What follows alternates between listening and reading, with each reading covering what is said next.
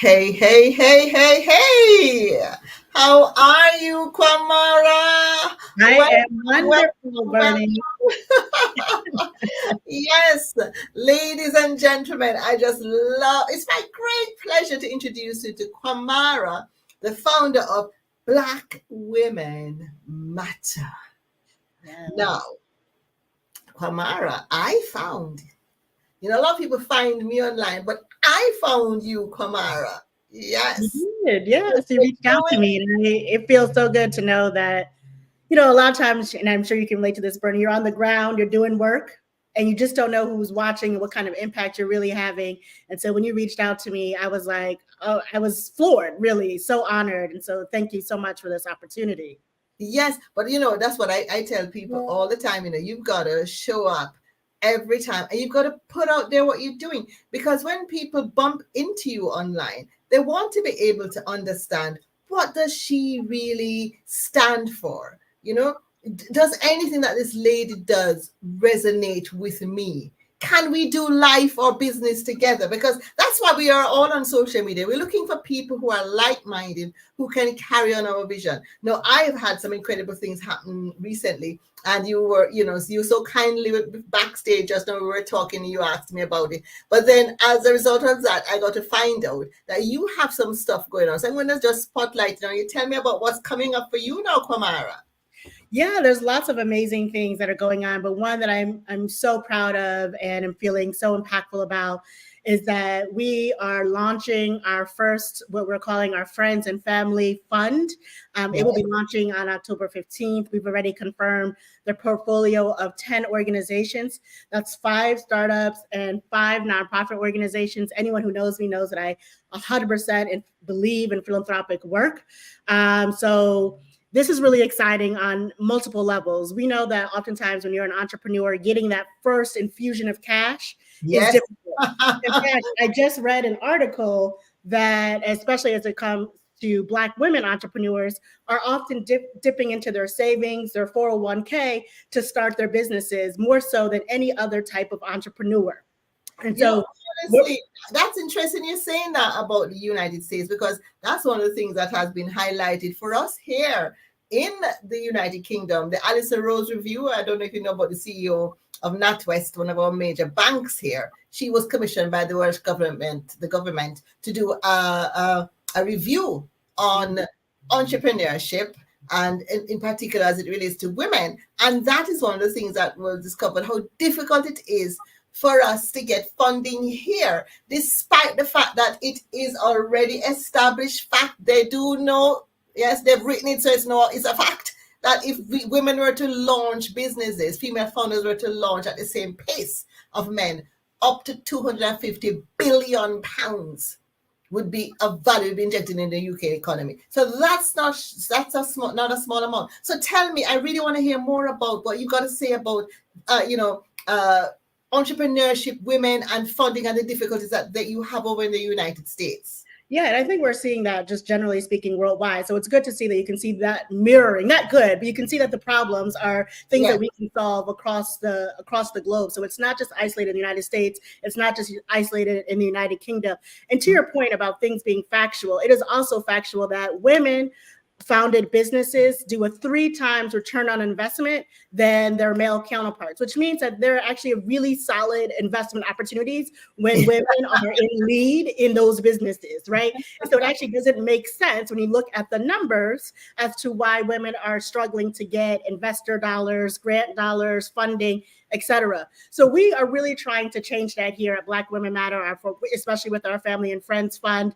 We're going to do cyclical rounds annually, yearly, so that we can infuse cash back into these businesses um, every year. And every year we're going to select 10 that can do it.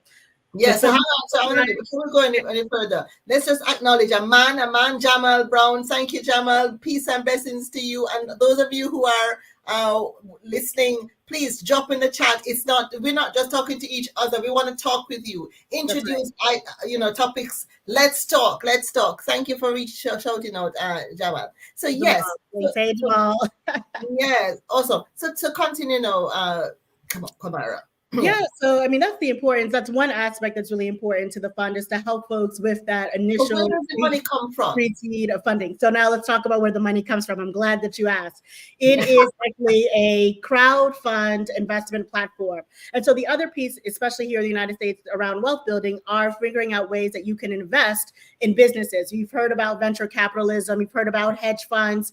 We know that that's one way that here in the United States that people build wealth. But oftentimes to be what they call an accredited investor, you have to have $1 million net worth. You have to be making $200,000+ a year. There are all of these criteria to even get to the point of wealth building. So, but what about people who have disposable income and want to invest back into their community, whether it's through the nonprofit side or whether it's on the for-profit side? So that's great about the crowd fund, your family and friends fund, is that we are allowing people to come in at a max of $10,000 and bring in and contribute their funding and be a part of the investment circle. So now this way they can say, hey, I've invested in these 5 businesses and in these 5 philanthropies that really are important to me, that I'm bringing a social impact. I'm making my money work in the ways that I think are important, right? And so this is the other piece that's so exciting, is that the funds come from the community. It comes from people who say, I've got some disposable income and I want to give back. This is important to the origin story of myself. When I first became an entrepreneur, I started Thompson Education Consulting, which started off as an education consulting company. By the way, my dear, that's my maiden name as well. You know, we talked about that. Whatever related across the pond. Yes, go on. But Thompson is such a common name. But but I prefer to think sister. I like to believe that we got sister love, so it's all beautiful, man. I love it. But what's awesome about that Thompson Education Consulting is that we became pretty successful and I had disposable income. And with that disposable income, I invested back into the community, giving out microloans, micro grants to Black owned businesses across the United States. And so then I wanted to afford that opportunity to other folks. It took me a little while to structure the fund, but now we're ready to go. It will be launching later on this month in 2 weeks. So please look out. Follow me on LinkedIn, follow me on Instagram. And so you can find out all the ways that you can get involved if you have that disposable income and you're looking for ways to diversify your investment portfolio. You know what I love about what you said there, Kamara? You said, I've just felt I was doing this, I was giving back, and I felt I just needed to afford this opportunity to others. Now, what that statement tells me is that you understand the power of giving.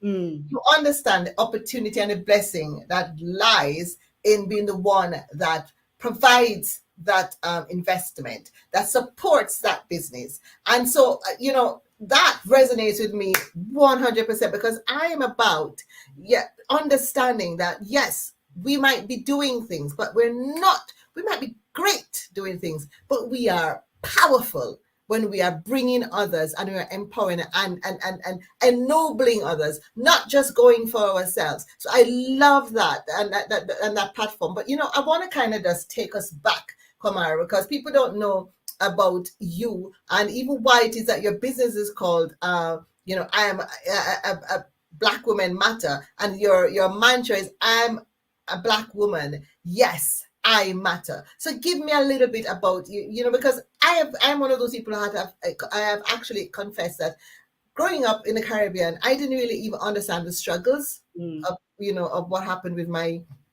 counterparts in the United States, and I really couldn't understand why it is that you talk so much about race. It's like okay, get over yourself. But unless and until you walk into another man's shoes, To Kill a Mockingbird, that book, Atticus Finch said that unless you put on somebody's shoes and walk around it a while, you'll not understand them.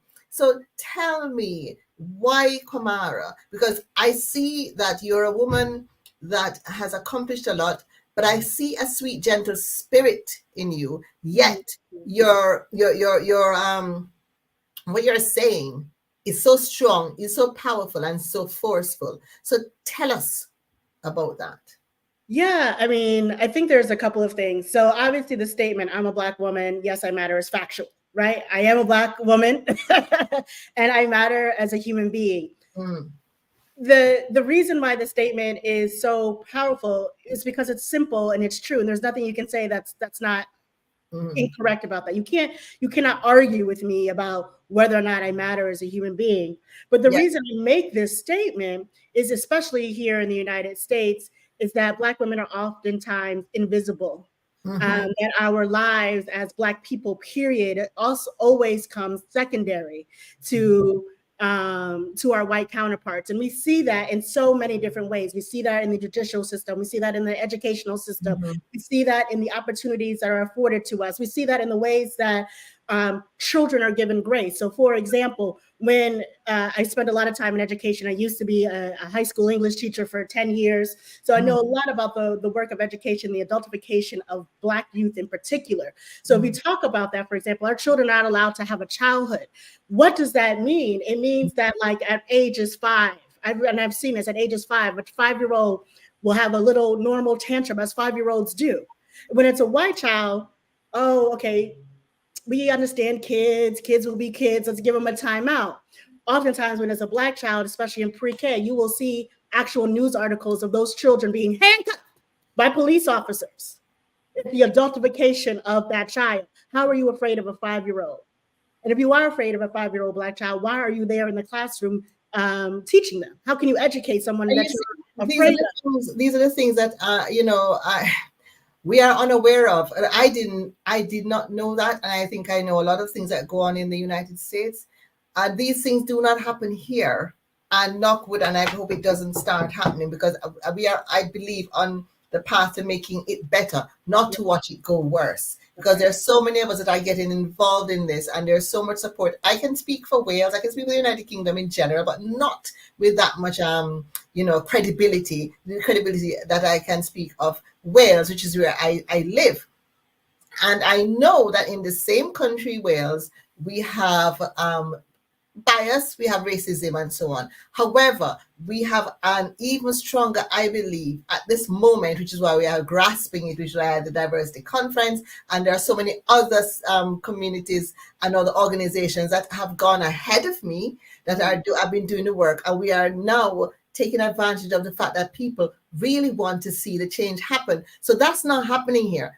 Little 5-year-old kids are not being adultified as you gave that example. No, not at all. But there are challenges, and even my white counterparts here will tell me themselves of things that they see that they know is not right. Yes, which is a good sign to see that people are actually trying to do their best. But I find that if in the United States that is happening now, it seems like it's taking a step backwards, not getting better, because that didn't used to happen, or did it?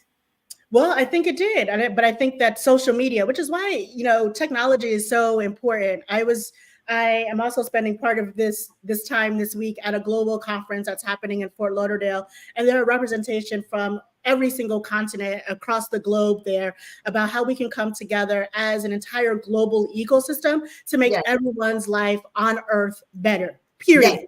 Yes. Okay? And it's absolutely beautiful to see that work, and everyone does it with a different lens. But the point is, we can all come together. There's enough resources on this planet that no one has to be starving, no one needs to be homeless, no one needs to be struggling. Everyone should have the best quality of life that they can possibly live, and it should be sustainable, and we should all be happy. So when you say like, are we taking a step back? So about the technology and the global piece is why social media is so important, because now in a lot of ways, voices that hadn't historically been heard are now being able to be heard, are now being able to be elevated. And what you're seeing is a power dynamic and a restructuring of the way that we want the world to look and feel like, which is great about the next generation, because they are clear that what is happening right now is not what they want for the future. And how can we change that? The technology, like right now, right? You're in Wales, I'm here in Miami, Florida. Technology has allowed us to come together and bridge these divides. So we're no longer Yes. worried about borders. We're no longer worried about passport. We no longer are asking permission to talk Yes. to other people who are like-minded or who I want to learn from, whose experiences I want to validate. I don't need that. I just need this. I just need my computer. I just need my cell phone. The technology is so important into the globalization of the work that we are trying to do. And those of us who are human-centered and human-centric. So yeah, I talk a lot about promoting Black women, but ultimately for me, it's about promoting humanity first and foremost. Have you been? Did you read my book? Have you been? Did you attend the conference? Because that's what I have been on about. You know, that's what we say. But that's what I'm on about. The thing is, it's not just yes. Okay, gosh, I'm a Black woman. You're a Black woman. So we're going to mention race at some point. We can't get away from it. That's who we are, and we invite people to see our color. You know, I was interviewed recently by the premier glossy magazine here in Wales for Cardiff, and they you know, we're dealing with the hard topic now of race because it's Black History Month, you know, so everybody tries to at least deal with it once a month. For us here, though, I must commend that we have Black History Wales 365, so it's all around, yeah, not just about you know, one day, 1 month, right? And the important thing is this: what we've got to do is understand that as human beings, we just love to separate ourselves. It's human. We love to find a way to see how can we be better than, how can we this, how can we get, and so we have to go to change in hearts and minds. And us as Black people amongst ourselves need to treat each other better. In the white context, we need to treat each other better. But it still does not negate the fact that some of us are still a lot less equal than others. So it's bridging the divide between race, ethnicity, socioeconomic divides, gender divides, and all of that. But at the end of the day, is understanding. God, my goodness, can we just be kind? Can we just consider? Yeah. Kind, empathy, love. I mean, you said the word love, and love is so important to me. I say to lots of people, hey, you know, I love you. And it doesn't mean that like I know you and I'm in love with you. No, I love you because you're a human being and you're worthy of love, period, because you're a human person that matters in this world. One of my most favorite poems is by a man named John Donne about the bell tolls, right? The bell tolls for thee. And the reason I love that poem is because it literally says, no man is an island, when any person dies, we are all less than because we are human beings on this earth. And I'm paraphrasing, but you guys can go. It's a really sweet, short poem. But that's literally one of the things that drives my decision-making process, that drives me. It's something that has always spoken to me. How can we be human forward? How can we be human-centric? The reason why I call out the Blackness of who I am and the yes and the matter part is because people have tried to dehumanize. That was what I was going to be asked. So you answer my question before I ask. Let me spotlight you for that one, girl. Let me spotlight you. I need you to say this on the spotlight, because I need you to tell me why it is you felt the need to actually say it. So I say it because there's a dehumanization of Black bodies. And I think that's true actually globally, just by virtue of the slave trade, the colonization and the slave trade. You could see that they saw Black bodies as commodity. So already there's a history of dehumanization of a human being. And so the reason why I say that is because I want to be clear that we are humans and we matter, and we have to say it, and we have to say it out loud. We have to say it proudly. We have to say things like, I'm a Black person and I'm beautiful, because people will tell us that our darker skin and our curly hair and our thicker lips and our wider noses and our curvy bodies are not beauty standards. Well, we know that's not true. We know that's not true. And the reason I know it's not true is because I can tell you how many times people talk to me about being tan. Oh, Kumar, I'm almost as tan as you are. They're going out in the sun. They're getting cosmetic surgeries. They're getting lip fillers. So obviously, they actually do find beauty in our natural features. Yeah, but they don't tell us that they do. And so we need to counterbalance that narrative. And that's what this statement is about. It's about always looking in the mirror and counterbalancing the negative stereotypes that you that you infuse that you don't even know that like Mhm. are coming through your body through osmosis, right? Mhm. But when we say we are our own worst critics, a lot of that is actually outside voices that have become internal dialogue. And Mhm. you have to now figure out what are the positive things that I can say to myself and counterbalance those negative. I was just talking to a bunch of students at the University of Miami, and I talked a lot about self-love. This statement for me is a bold, active statement of self-love for Mhm. myself Yeah, and every Black 100%. woman. And I respect that 100%. But I've got to say that one of the things that I've discovered in my own journey, and as a Black woman, I am allowed to say it without anybody showing, well, I hope without anybody stoning me, is that sometimes we actually don't take into account when in the whole piece of understanding that we are Black, we are women, we need to be valued, we have space, we belong here. We as a Black woman could also fall in the trap of not realizing what maybe an overweight white woman is going through, what a ginger white woman is going through. No, I don't know what you see in this US, but I can tell you what I see here. Hmm. What a white woman who, or a man who comes from certain parts, certain regions in the UK, I can only speak, of course, and in Wales, how they feel working alongside other same white people. And I have seen, and I've done exercises when I do my training. I go into companies and I train on allyship as one of the elements of diversity inclusion that I train on. And there's a particular exercise that I do about privilege, and I ask them to go through it. And more often than not, with a multiplicity of a mixture of people, the amount of white people that are standing who will say they can only out of 8 or 10 points of privilege that I've shown, which when you look at it, you realize, oh my God, yes, this is I took this for granted, but this is actually a privilege. And maybe just one or two they can have elements. And you have some Black people standing who could tick off six or seven of those privilege elements. And so that is why I say in my book, it took me almost half an hour to plug it, but here it is, the Mastering Diversity.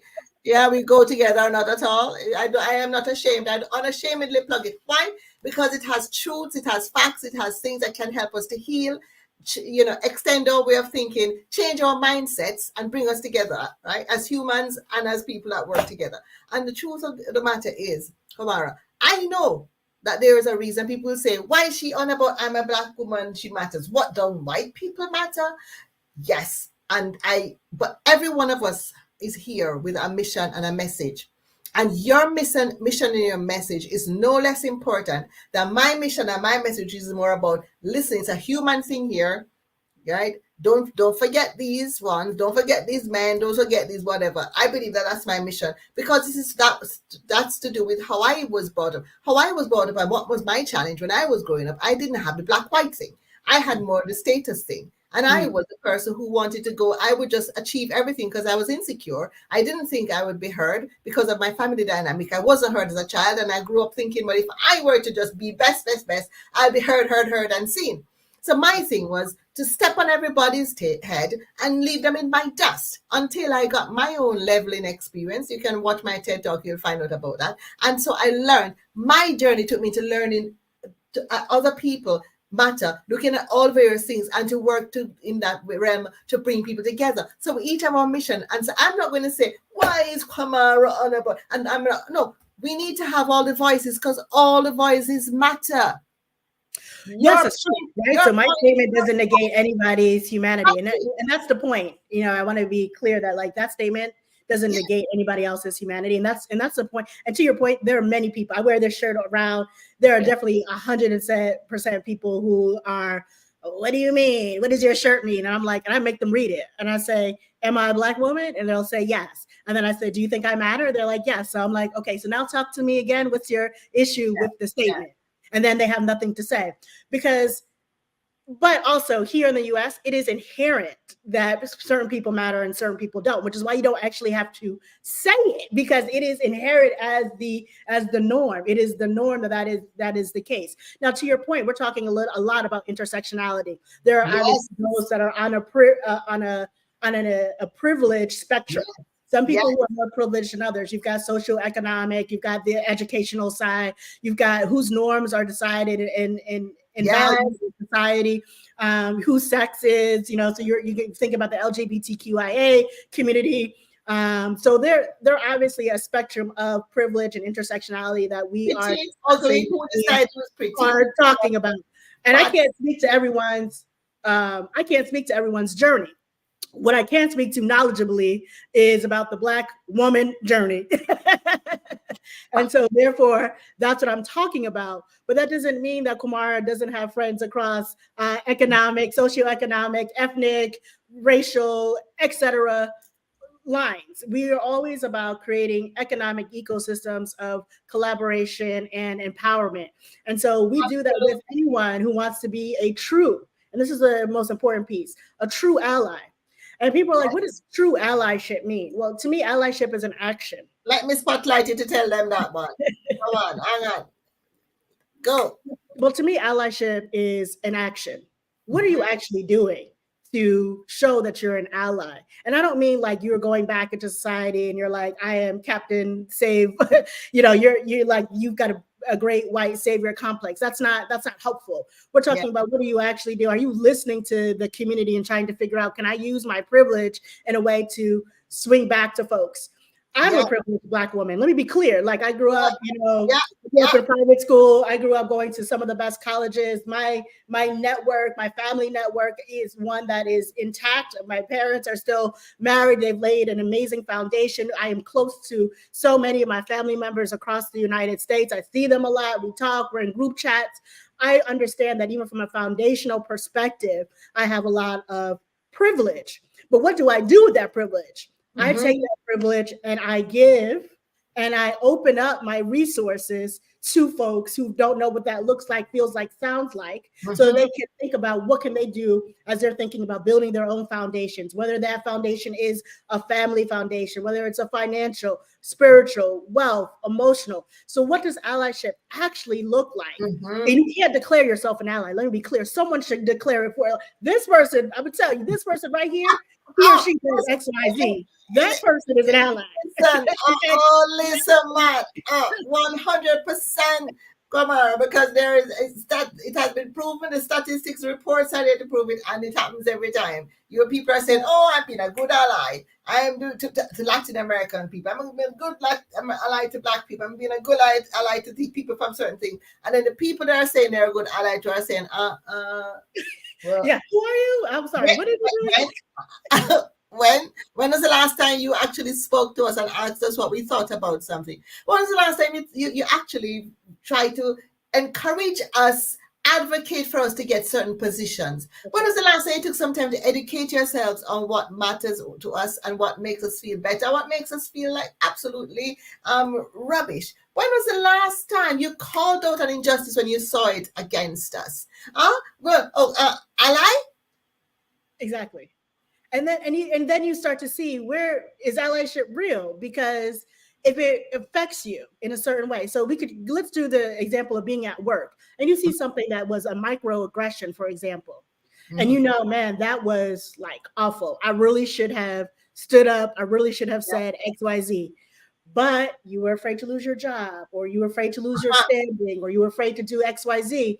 You're not an ally, and that's okay, and that's fine. But just be clear, you can't put yourself in that, because part of it has to be sacrificial. So I don't want to say the word suffer, because it's not really what I want. It's that sometimes we have to give to let others shine, to let others know, like, no, you're not crazy. I saw what happened to you, and I've got your back. And I've got your back. When you have a situation, Kwamara, you know what it is? It is that allyship does not obtain in that business culture. Because if somebody's going to see it and is afraid, the use of the term being afraid of loss implies that the people that with the power and the influence are the perpetrators.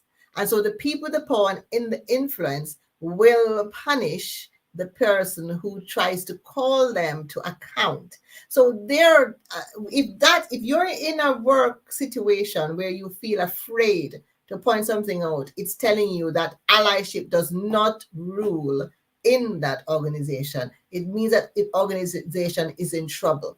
So if you are the manager, then you probably need to ask yourself, how am I actually managing it? And maybe have conversations with your peer group to see, can we change things? It could go to board level. I don't know. To be honest, if you're in a work situation and you're afraid, you're in the wrong place.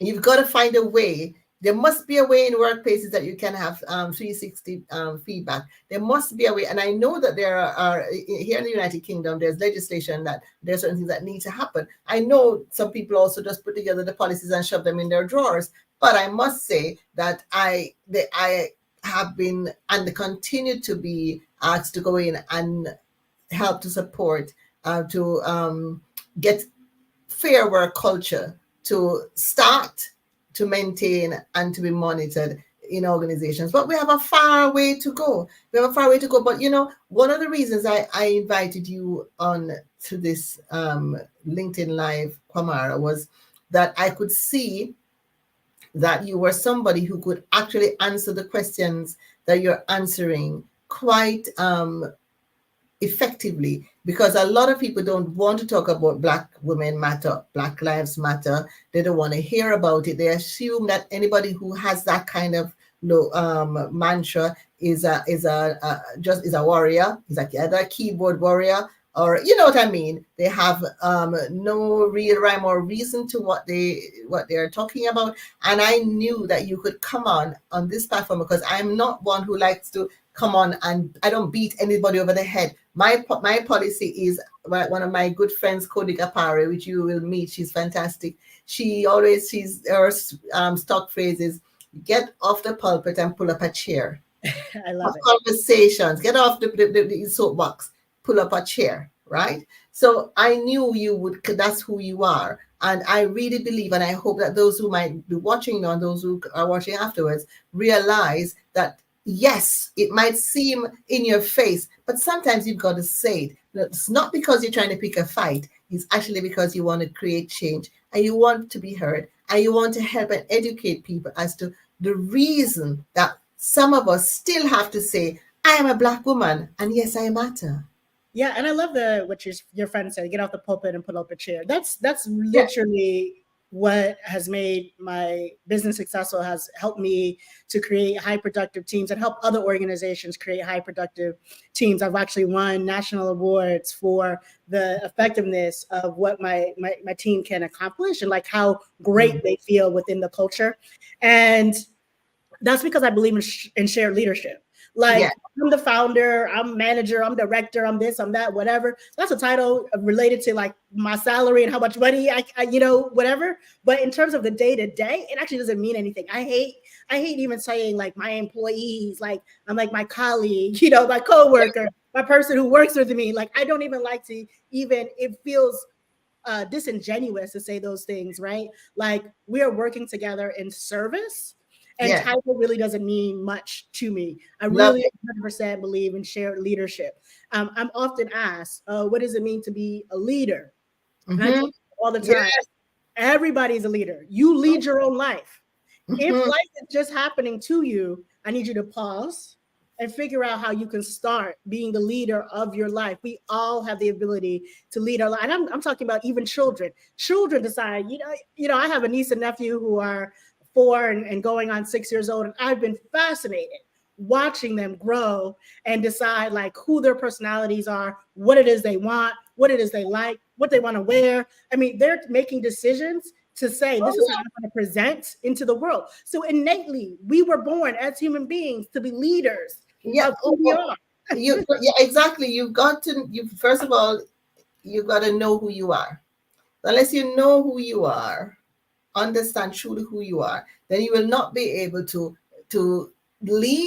intentionally lead who you are. So what you end up doing is leading your way around other people's opinions. But when you know yourself and you embrace what I call your you print, because we all of us have one of those wherever we go, we leave it behind, whether by default or on purpose. Right? We're imprinting our you print on the world. Yeah, it's unique, just like our fingerprint and our footprint, right? But when we know who we are, and that is by introspection, retrospection, we kind of harness the knowledge of what moves us, what drives us, what are our core values, what we're not about to take, what we're going to take, where our strengths are, where our weaknesses are. And when we actually create an understanding of that, an authentic understanding of that, then we then are freed from life's bullies. And the first one, as I said, is the bully of other people's opinions. Then you're able to chart your path and leave behind a refreshing impact on the world. When we don't know who we are, then we go bumbling around, hurting each other, jumping from one person's opinion to the other, right? Doing things that we don't even understand why, and then defending it because we have to. Yep. With no sense whatsoever. It's all reactionary, right? And like, go on. Live in a reactionary state. Reactionary is like a stressful state of being. Yeah. And you can see like what's happening even in the pandemic. We're seeing like a mental health crisis, and it's actually a global mental health crisis, depression, etc. But I firmly believe, to your point, it's because most people are reactionary. Most people don't know who they are. And when you are in a reactionary state, that's actually a state of trauma. It's a state of stress that's in your body. And when you have stress that you hold in your body breaks down, like period. You know, like it just does. The brain doesn't function as well. Your vital organs don't function as well. Your heart is pumping more. So you get stuff like high blood pressure. I mean, there's just like all things that are going on. Like I love that there is now an emphasis on mental health awareness, but I do think a lot of that is, to your point about people are lost and don't know exactly who they are, which is why I start with yourself. Start thinking about how you can be a leader. Who are you? Start taking out that negative. Start saying things to yourself that are beautiful, even when you make a mistake. Listen, we're human beings. We're all going to make mistakes. I'll give yourself permission to make mistakes, man. Come on. Right. Have some grace. Have some empathy. Have grace and empathy for yourself, because how can you have that for anybody else? I was about to say, the people who you see are harshest than others is because they don't give themselves a break. So how are they going to give you a break? Yeah. We tend to treat people the way we treat ourselves, you know. Yeah, that's exactly 100%. Right. 100%. So if we are hard on ourselves, never forgive ourselves, always asking ourselves, why couldn't you do more? Why didn't you do better? Instead of saying, wow, you know, I got this one. Okay, I mightn't have gotten that one, but next time I'll have a go. No, you know, how are you going to be a good manager? How are you going to be a good leader? How are you going to be a person who understands that other person, because of what might be going on in their lives, just didn't show up in their full form today? That doesn't mean that there is no hope for that person. It means ask that person, how can I help? So when we are not showing up in our full form, we need to ask ourselves the question. How many of us talk to ourselves? I talk to myself all the time. You ask yourself, all right, come on now, Bernie. All right, so what's going on? Why are you feeling nothing's wrong? The sun is shining. Everything is good. Why are you feeling down? Huh? What's it? I talk to myself all the time. Sometimes what is that? And then you remember, oh, there's a little thing that was deposited in the back, and I put it in the back of my mind, and it's just going tapping. So we've got to manage. How many of us can relate to that? And you're like, oh, it's that thing. You know, let me deal with this thing now. Off you go. Yes. I think it's a good point that you say about having a dialogue in your head. And I think, you know, I don't know how it was in the UK, but when I was growing up, if you were seen talking to yourself or whatever, people, oh, man, you're crazy. But actually, it's a really healthy thing, depending on the things that you talk about yourself too, and having that dialogue. And then I also read that only 50% of people in the world actually talk to themselves. So I'm a little concerned. I'm like, what else is, if you don't have running dialogue in your head, what are you thinking about? I would love to talk to somebody who doesn't have running thoughts in their head, because I want to know, like, you know, what are you thinking on a daily basis if you don't have those thoughts? Anyway, I'm going off on a tangent, but I saw Alex. Hey, Alex. He said most people are product of their environment and have not broken free. And I want to Oh talk yeah, let me show that. Let me show that. because Yes, thanks for that, Alex. I talk about freedom a lot. It's actually something that I 100%, and it's like, Kumar, what do you mean? Everybody believes in freedom, but I don't think that's true. I don't think that all people believe in freedom, and I'm talking about freedom of thought, freedom to be who you Oh are, no, they don't. living a life that you're like, you know what, like I'm living my most authentic self. But to Alex's point, it's not easy. We are products of our environment. We have trauma that might be coming down generationally. We might be grown up in situations where even our own parents or our community couldn't, were broken themselves. And so, like, how can a broken generation have a healed generation? You can't really, right? So, like, it's kind of like how do you do these things? And that's why oftentimes I do start saying, let's start talking about like positivity. Let's start talking about humanity. A lot of people think, oh, Kumar, you're so woo-woo. You live like in the utopia, but you can't. You have to start somewhere. Yes. Even if it's not like who you are. You know, Jay-Z is probably one of my favorite rappers. I'm gonna give a little shout out to Jay-Z, but he's always a fan of, listen, fake it till you make it. You know, there is a way of you want to be a wealthy rapper.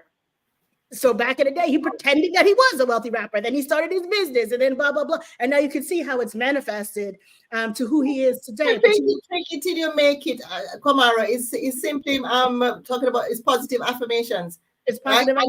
And it's acting in faith. It says, faith without works is dead. That goes back to the Bible, back to the Biblia. Yes.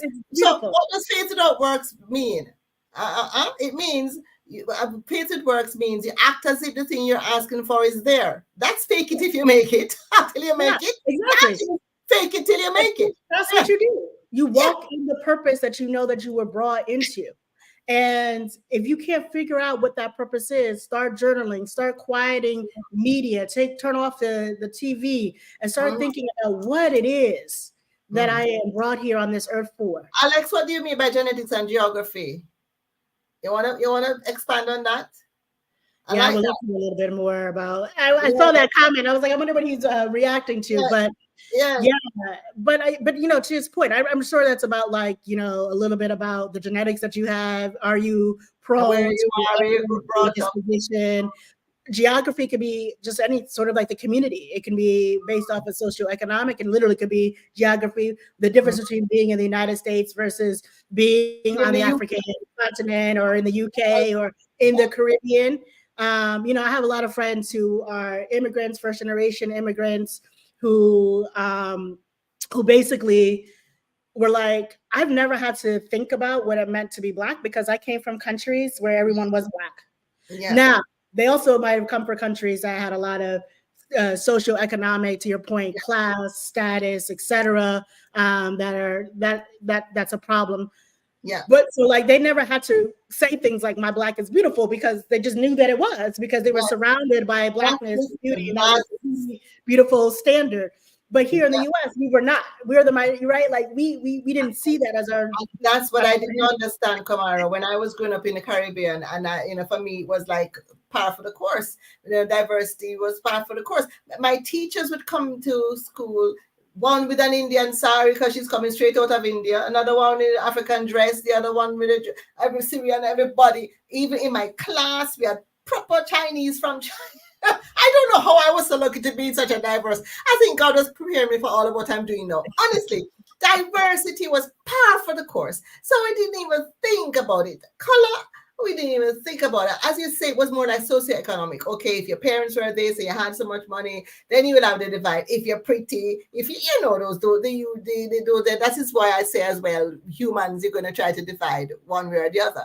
But certainly, I didn't think that there would be any kind of negative impact because of my color or even because of my gender, to be honest. You know, I didn't have that. So I had to learn that my experience is not everybody's experience.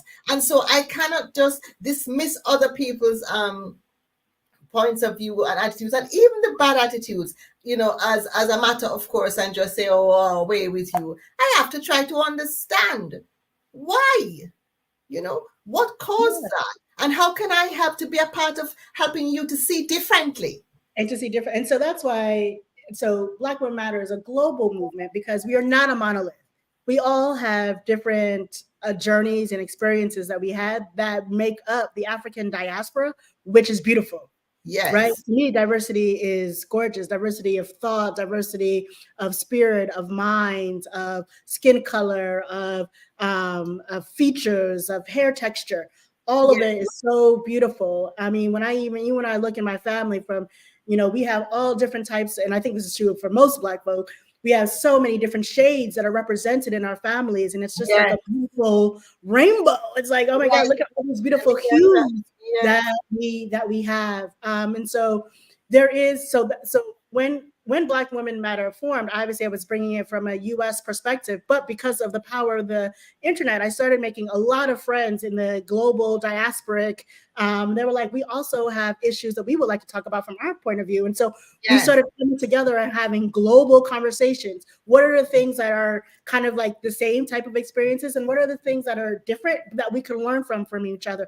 And it blew my mind. I have a friend from South Africa, and South Africa, we all know, had apartheid up until the 1980s, I believe. I can't remember exactly when it was eradicated. I use this term very loosely because, 40 years ago, and people are still talking along those lines. But anyway, so a Black woman from South Africa said to me, I did not understand the lack of pride and beauty that Black people were missing in the United States until I came here. And she said, It was a rough transition. And I said to myself, it was a rough transition, and you coming from South Africa, so I think that says something, because she was like, but she was like, the power was concentrated with white folks. Yeah, that's true. But in my day-to-day, I saw people who looked like me all the time.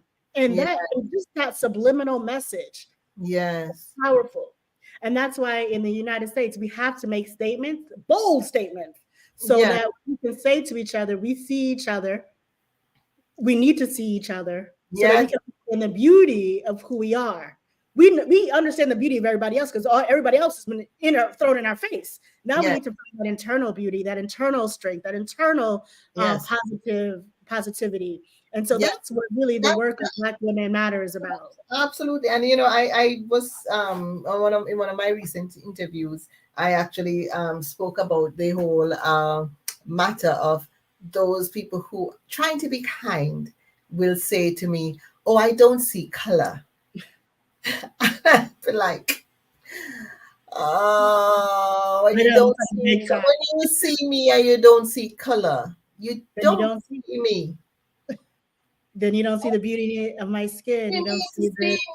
You need to see, when you see my color, you see my history, you see my network, you see the challenges, you see my strength, because I'm here standing toe to toe with you, not with the same kind of challenges coming up to where you go, and then again, hear me, because I've also learned not to just across the board say, oh, white people don't have challenges and they don't have struggles getting jobs and everything, because I've got to find out as well that they are there. But I'm just saying, when you say you don't see color and you see me, then you don't really see me. And I know they're trying to be kind and they're trying to say, listen, I just see you as a human being, but I want them to see color, because when they see color, then they will ask questions. They will say, okay, so tell me what it was like growing up.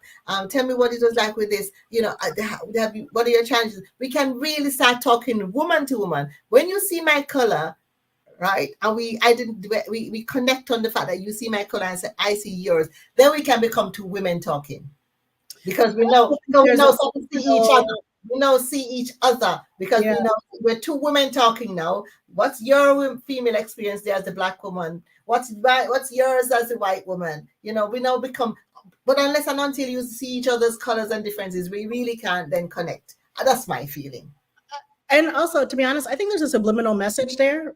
And maybe it's not that subliminal or that subtle, which is, I don't see color on you because you're not like what I think about as Black people. Oh, I've got that as well. And so and that happens to me a lot. And that's that weird, like, oh, you're an Oreo, you know, come on, you're black on the outside, white on the inside. I mean, why? Because I quote unquote speak educate. I mean, why is it being smart and sounding educated, quote unquote, When it hurts, white thing? So when So it hurts most, no Kamara, it's when you get it from your own black people. well, because again, and this is the part that we have to understand about psychology and trauma. And I think we don't give ourselves grace to understand that, like, our ancestors, for the most part, were ripped away. And people are like, oh, fine, why do you keep going back to slavery? Well, it's important. That's why. Because people were ripped away from what they knew, from their community, from being dialect, treated like cattle, put in chains, enslaved or whatever. I don't know if anyone has ever had their freedom taken away just for a few minutes, or you've been stopped by the police, like when you're just like, you get a speeding ticket or whatever the case may be. There's an anxiety there. So imagine that like 10,000 fold. Then you're taken across and you have to learn a new language. You're told your name is not your name. So now, like, you don't know who you are. And there's no one from that you know who you can speak to in your native dialect. It's like the Tower of Babylon, and you're trying to like figure things out. Yeah. And you come up with survival mechanisms and coping mechanisms that you then transfer those behaviors and those feelings to the next generation, and then the generation after that, and then the generation after that, explicitly and implicitly. When you think about the womb, everything that a mother does while a fetus is growing directly affects that child, affects the way the fetus is being born. So if a mother is stressed, the baby's going to be stressed. If the mother is nice and relaxed, she could read and she can listen to music and she's happy, the baby's going to be happy. We know that is scientifically the case. So now think about the amount of babies that were born into slavery to women who are stressed out, who then, so they can all of transference of trauma. We have about 9 minutes left, so we're going to try to I'll wrap it up in a second, but I just want to say, so that racial trauma, that generational trauma still exists today. That's the part that I want us to like continue to remember. So we have inherited trauma. The reason I bring that up though is because there's inherited trauma, because you're a survivalist, oftentimes assimilation is the best way to survive. So meaning you are like, I need to be more like the power, like the people who are humanized. I need to be more like the people who have the privilege. And that can look like distancing yourself from your own people. And it can look like making fun of people who are XYZ. And it can look like division.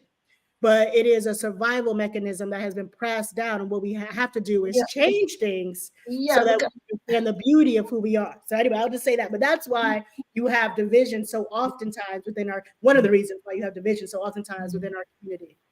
Yeah, I hear what you're saying. And I see what you're saying. I do agree 100% with the trauma, transference of trauma, and how it becomes generational. There is no question about that. And nobody really takes that into account, when we look at the blacks all over the world. Yes. But the thing about the Oreo, I take a personal offense to that.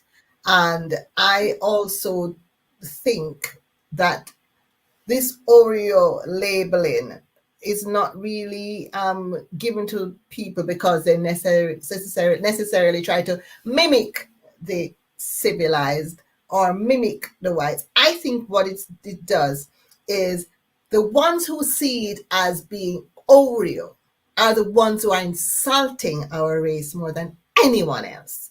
Because what you are telling me is that being dignified, being educated, being cultured, yes, and being ambitious is not mine. So when I'm doing that, I'm being white. I take offense to that. Right. No, and I'm not being white. Because that is I'm not mimicking anyone. No, really, I am being a decent, ambitious, cultured human being because I was brought up properly by my parents. I was educated. I decided to educate myself and I decided to be the best version of myself, not mimicking a white person. So when you, as my black brother or sister, accuse me of being an Oreo because I comport myself in this way, you, my Black brother and sister, are actually, you are insulting us. Okay, so I totally agree. And I'm not, this is not about whether I think that it's right for people to say Not that. you I'm talking about, I'm talking about the other people that Here's what I will say. Why is it? And this is why we have to be clear. Yeah. Speaking well, quote unquote, and I keep putting this in quotation marks because I think there are respectability politics. I don't think that there has to be, and this is about what I was talking about whose value systems are deciding what is considered cultured and what is not considered cultured, right? So if someone feels comfortable all the time speaking in Ebonics, to me, like you speak Ebonics and you speak proper English, you're bilingual. You're speaking 2 languages. And I honor that. And that's cultural. And that's the part where I'm trying to get us to. We should not be equating a particular way of being with a particular race or ethnicity. It is who you are, it is your culture, and that's what you want to do. That's great. And you shouldn't have to, and this is my other part, you shouldn't have to speak a certain type of way to be successful. This is the part that I want to break down. You shouldn't have to speak a certain type of way in order to be considered intelligent. You shouldn't have to wear certain type of clothes. You shouldn't have to have your hairstyle a certain type of way. You shouldn't have to do X, Y, Z to be considered a respectable, quote unquote, respectable, successful person in society. So what I want to do is really break down those thought processes and stop evaluating one way of being over another. Jamal says 100%. Boom. Boom, boom. That's all, that's what I wanted to say. Oh man, Bernie, I had such a good time. We could continue talking. I know we need a part 2 of this. I was just saying this needs a part 2, and I have a couple of people I want to bring in on the next part. This is awesome. Listen, we have about 4 minutes left, and I usually ask my guest to say the last word and say what it is that you want your audience to take away. Just one thing that if they forget everything you've said, you don't want them to forget this one thing. Go. It's going to be humanity first. Treat everyone like a human being, period, including yourself. Right. Yeah. So humanity first. Go on, repeat that. I've spotlighted. Humanity first. Treat everyone like a human being, including yourself first. So self-love, it all starts with self-love, but then extend that to your fellow human and just love on human beings. To me, it's all, if everyone treated everyone like they were the human beings that we are, and we deserve to be, this world would be such a better place. Such a better place. Awesome. Yes. Jamal says yes to part 2. We definitely have to have a part 2. 100%. This needs a part 2. Yes. Guys, thank you so much. Kwamara, and we're going to be getting together in the United Kingdom next year. Woo, woo, woo, woo. Tell you guys about that. We storm in London. Come to part 2 when you hear about that. We'll get you coming back. Get you guys out. I'm going to put out when the next one's going to be. And I would like somebody I have in mind I'd love to join us, because I think this is incredible. It's amazing when you have the two, two worlds talking about the same thing from the different perspectives of what we actually experience, our own, you and I, our own lived experiences, yes, our own work experiences, and then what goes on in our worlds. Am I invited, Alex? Well, you never know, Alex. Should we invite you, Alex? Awesome.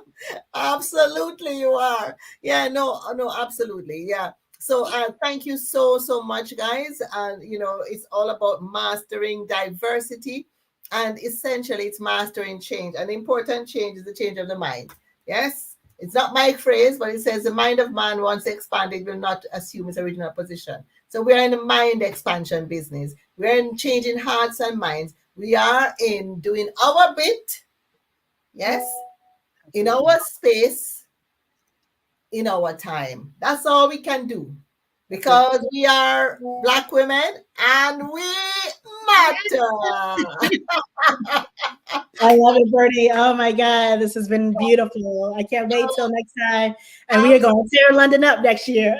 Yeah, absolutely. Don't go anywhere, guys. Kamara, you don't go anywhere. All right, Okay. guys. Oh yes. Alex says transformation. Yeah, baby. That's how we roll.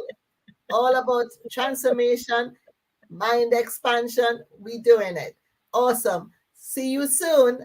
Bye, Watch your everyone. space about Peace. I find about part 2. Lots of love, guys. Stay safe. Bye.